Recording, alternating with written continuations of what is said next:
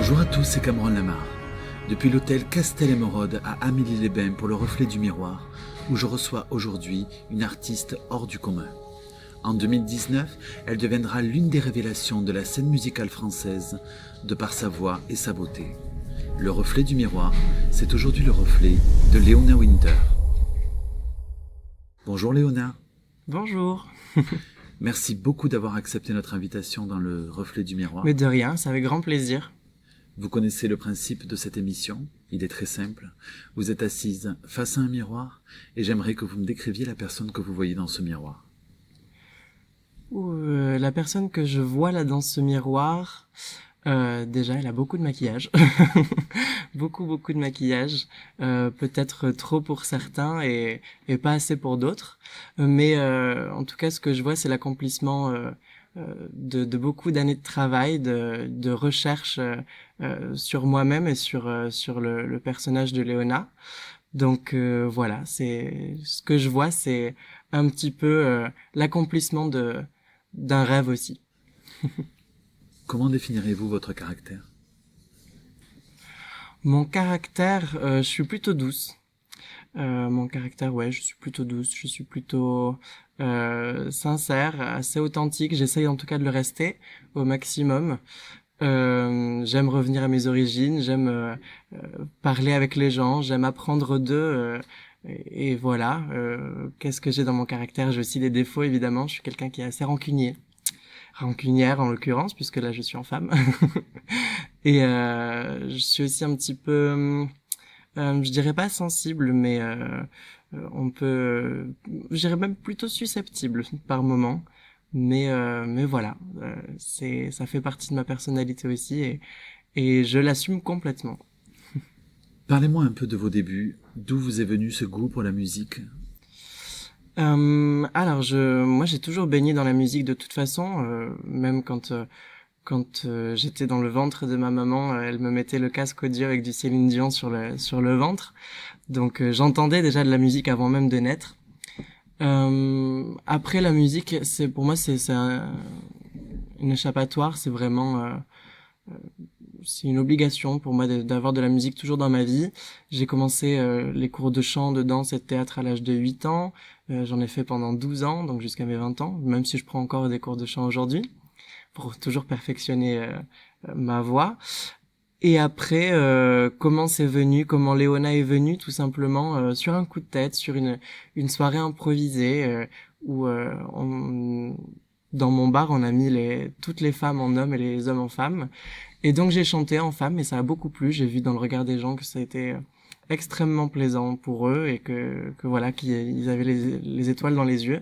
Et donc j'ai décidé de garder ce personnage et de le développer. Et quelle a été la réaction de vos proches à la découverte de ce personnage ? Mon entourage l'a pas tout de suite su. Parce que c'est pas quelque chose qu'on assume facilement directement. Ma maman l'a su, mon papa l'a su un peu plus tard. Mais je dirais qu'ils ont très très bien réagi tant que j'étais heureux et que ça me permettait d'avoir une belle vie. Voilà, ils l'ont très très bien pris. En 2017, votre popularité explose au niveau mondial, notamment grâce à la participation à plusieurs concours. Pouvez-vous nous parler de cette ascension ?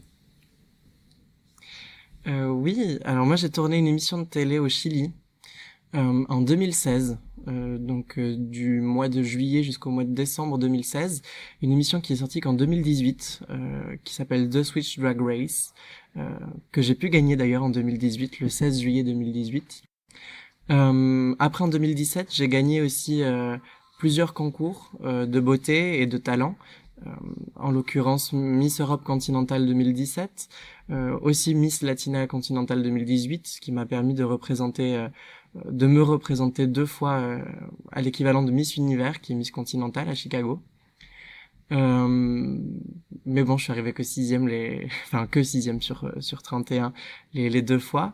Donc voilà, c'est vrai que c'est assez incroyable pour une petite européenne d'arriver à ce niveau-là. Donc après The Switch est sorti, j'ai gagné, j'ai pu faire une tournée en Amérique du Sud et aux États-Unis après, grâce à ça. Et puis il y a eu The Voice en 2019, Et puis en 2019, des millions de Français vous propulsent en demi-finale de The Voice. Pouvez-vous nous parler de cette aventure? The Voice, c'était pas dans mes projets cette année-là, en 2019. C'était plutôt éventuellement plus tard, mais j'avais beaucoup d'autres envies, beaucoup d'autres choses à faire avant. Disons que pour moi, c'était une étape qui était beaucoup plus lointaine dans le développement de ma carrière. Mais finalement, je suis ravi de l'avoir fait en 2019 parce que ça m'a permis de grandir beaucoup plus vite.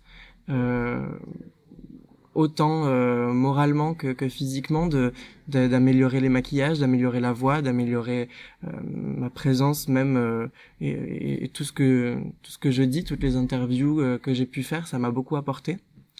The Voice a été une expérience assez intense, très très intense. Ça s'étale seulement sur quelques mois. J'ai mis un point d'honneur à vraiment travailler. Je voulais pas juste faire partie du décor. Je voulais vraiment me faire remarquer, euh, pas seulement sur le personnage, puisque je voulais au contraire le banaliser, mais surtout sur la voix. Donc j'ai beaucoup travaillé. J'ai travaillé avec quatre coachs vocaux différents. J'ai travaillé sur le personnage, comment le rendre plus accessible, comment le faire accepter par un maximum de gens. Et en fait, je me suis juste rendu compte qu'il fallait être sincère, naturel, authentique et essayer de toucher les gens avec les véritables messages que j'ai à donner. Et voilà, c'est ce que j'ai voulu faire tout au long de l'aventure. Et justement, sur cette aventure The Voice, quel regard portez-vous sur les candidats de votre saison, mais également sur les saisons passées? Alors à la base, The Voice, c'est pas une émission que je regardais spécialement, non pas parce que je n'aime pas, au contraire, j'aime beaucoup cette émission, mais parce que j'ai vécu en Espagne pendant 5 ans et il y avait pas TF1, donc je ne regardais pas The Voice. Après, effectivement, il y a des artistes qui m'ont marqué, comme Dominique Magloire par exemple, que j'aime beaucoup. Évidemment, tous ceux qui en sont sortis, comme Louane, Amir. Il y a eu aussi Bilal Hassani qui a fait The Voice Kids avant de faire l'Eurovision plus tard. Donc voilà, c'est un tremplin qui est à prendre et qu'il faut mesurer non pas à la légère. Et voilà, tout simplement, c'est une émission que j'apprécie énormément et qui peut faire beaucoup de débouchés sur une carrière. C'est un milieu un peu compliqué. J'imagine qu'il n'y a pas que des gens qui veulent vous tendre la main. Est-ce que vous avez été sujet à des critiques? Est-ce que ça a été compliqué pour vous? Oui, évidemment, il y a des critiques, il y a toujours des détraqueurs, comme j'aime les appeler, mais toujours gentiment. Hein. Moi, je suis pas du tout à juger les gens. Effectivement, les réseaux sociaux, c'est un moyen assez facile d'attaquer les gens. C'est un moyen facile parce que c'est gratuit et que c'est anonyme. Donc voilà, mais après je juge pas du tout. Chacun pour moi a le droit d'avoir son opinion et de l'exprimer comme il l'entend. Maintenant, j'aime toujours dire quand même que avant de parler, il faut réfléchir à ce qui peut faire mal, à ce qui peut blesser et le but pour moi de toute vie, c'est de ne pas blesser les gens, de ne pas faire de mal à ceux qui pourraient enfin si nous on veut pas avoir de mal. Donc voilà, oui, des critiques il y en a, mais je n'y fais pas spécialement attention parce que je sais qui je suis, je sais ce que je veux apporter, ce que je veux donner, je sais ce que je veux vivre. Je suis aussi très très bien entouré, donc je me je me raccroche plutôt à mon entourage et à ceux qui me veulent du bien et non pas à ceux qui me veulent du mal. On va passer maintenant à des questions un peu plus généralistes. Et j'aimerais savoir quel regard porte Léona sur la société actuelle. Toujours le même regard innocent, malheureusement. Effectivement, sur la société, je ne la juge pas beaucoup. Elle avance avec son temps. Il y a des régressions, il y a des évolutions positives aussi. Je vois par rapport aux années 80, par exemple, il y a plus de tabous sur le corps et l'appartenance, notre appartenance. Enfin l'appartenance de notre corps, je sais pas exactement comment le dire. C'est une question que je me suis pas énormément posée puisque je vis au jour le jour. Notre société, elle a tendance aujourd'hui à être dans la consommation extrême. mais je dois avouer que j'en profite aussi énormément. Donc voilà, notre société, elle avance avec son temps et elle va là où elle peut aller, malheureusement. Est-ce que vous avez un coup de gueule à passer? Un coup de gueule. Oh, je suis quelqu'un qui pousse jamais beaucoup de coups de gueule. Quelque chose à dire éventuellement. Oui, peut-être apporter plus de soutien aux associations, à ceux qui en ont besoin. C'est quelque chose qui, moi, me touche particulièrement. Je trouve que on délaisse souvent les gens qui en ont besoin, ou pas seulement les gens, mais aussi, par exemple, les animaux abandonnés, euh, voilà, tous ceux qui en ont besoin, en tout cas, ceux qui ne fonctionnent pas dans le système. Je trouve qu'on le laisse souvent derrière un écran, plutôt que de le mettre en avant.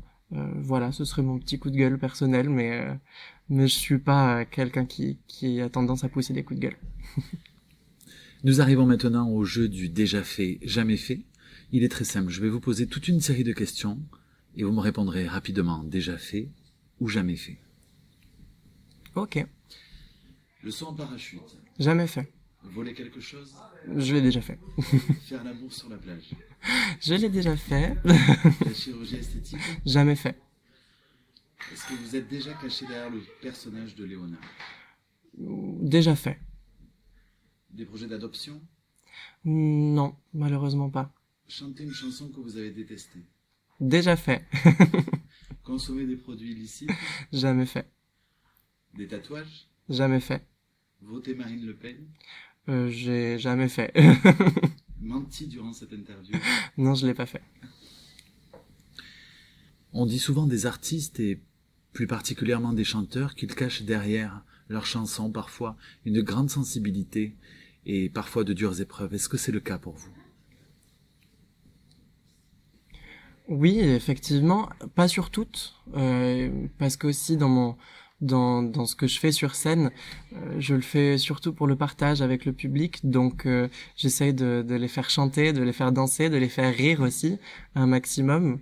Maintenant, je mets toujours un point d'ordre à avoir un petit moment émotion, ou en tout cas à délivrer vraiment les messages que j'ai à faire, comme j'ai pu le faire dans The Voice par exemple, avec Kid de Eddie de Preto, ou Mourir sur scène. Euh, Donc oui, j'essaye toujours de mettre un petit peu de mon âme au fond. Est-ce qu'avec le recul vous avez des regrets aujourd'hui? Est-ce qu'il y a des choses que vous auriez aimé changer de votre passé? Hum, des regrets? Non, j'en ai pas tellement. Je suis très content. Je parle au masculin parce que là c'est plutôt Rémi qui s'exprime. Je suis assez content d'en être arrivé là et de la manière dont je l'ai faite. J'ai pas de regrets spécialement. Euh, En plus, et me disais ça il y a pas très très longtemps, toutes les bonnes et les mauvaises épreuves par lesquelles j'ai pu passer, finalement, c'est celles qui font que j'en suis arrivé là. Par exemple, j'ai eu un incendie dans mon appartement qui a fait que je suis parti en Espagne, et sans ça, sans cette mauvaise chose qui s'est passée dans mon appartement, sans cet incendie, je serais jamais devenue Léona, puisque je n'aurais jamais atterri en Espagne, puisque enfin voilà, donc tout, que ce soit les bonnes ou les mauvaises étapes de la vie, pour moi nous mène à là où on doit arriver. Je crois beaucoup en le destin, et je pense que on a un fil qui nous conduit là où on mérite d'aller. Donc je me laisse guider tout simplement. C'est le moment de sincérité de l'émission. Je vais vous poser une question très simple et vous demander d'y répondre en toute sincérité. Est-ce que vous avez des regrets sur le personnage de Léona? Et est-ce que vous auriez préféré que ce soit Rémi qui soit dans la lumière à sa place? Non, absolument pas. Vraiment pas, tout simplement parce que Rémi ne pourrait pas être dans la lumière euh, par sa timidité, par l'envie de ne pas déranger, justement, que Rémi a toujours. Donc, je dirais même qu'en fait, c'est Léona qui permet à Rémi d'être sur scène. C'est Léona qui fait tomber la barrière de la timidité. Sans Léona, il n'y aurait pas de Rémi sur scène. Sans Rémi, il n'y aurait pas de Léona sur scène non plus. C'est l'un qui ne va pas sans l'autre. Et c'est en même temps la même personne qui vit les mêmes expériences, qui s'enrichit de la même manière. Donc non, aucun regret. Et je dirais même plutôt merci à Léona d'être là. Ma question suivante est de savoir si vous aviez la possibilité de faire revenir une personne sur Terre, qui serait-elle et qu'est-ce que vous aimeriez lui dire?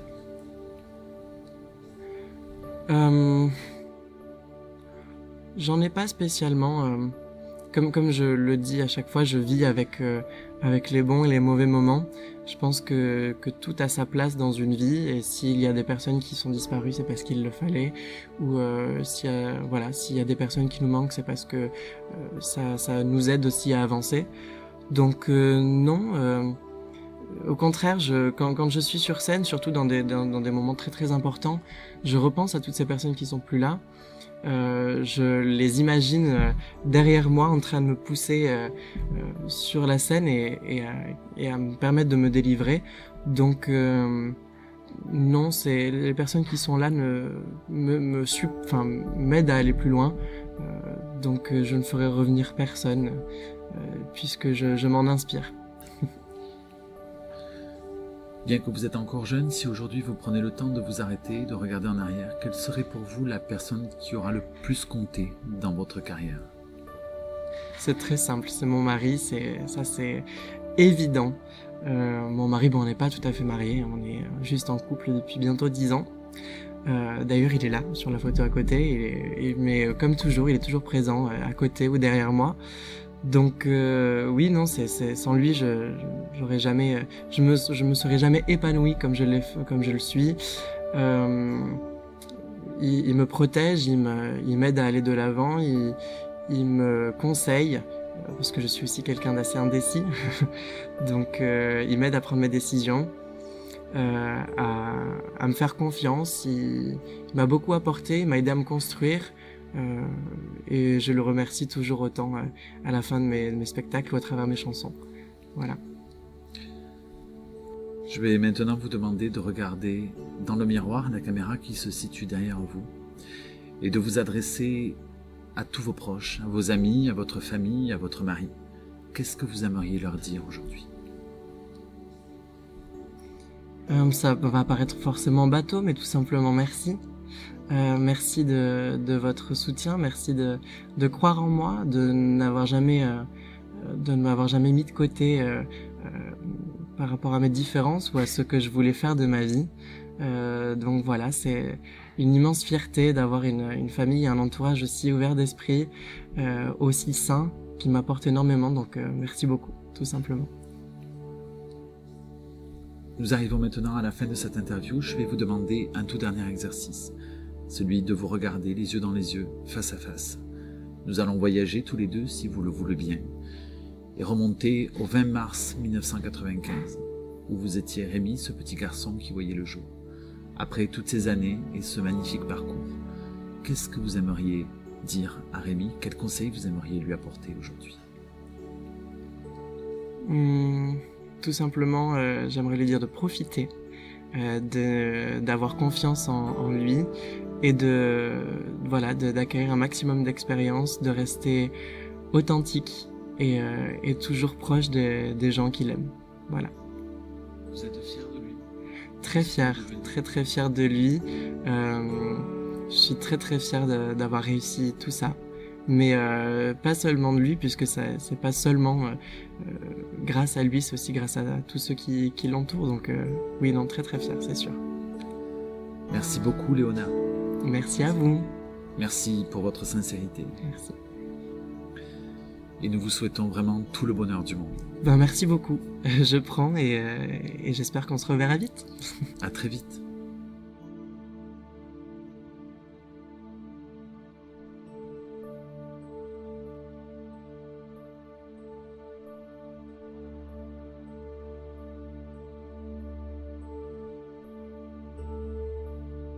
C'était Cameron Lamar.